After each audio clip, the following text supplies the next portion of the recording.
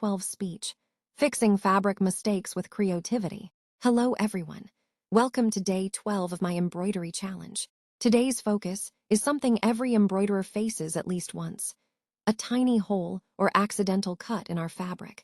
Instead of giving up, we can turn it into a beautiful opportunity for creativity. When I noticed the cut on my fabric, I decided to fix it using embroidery itself. I first reinforced the area with a few small stitches around the hole, then covered it with a new design element, a leaf, a flower, or even a textured stitch pattern.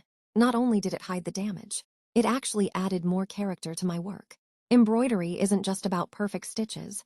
It's about patience, problem solving, and turning mistakes into masterpieces.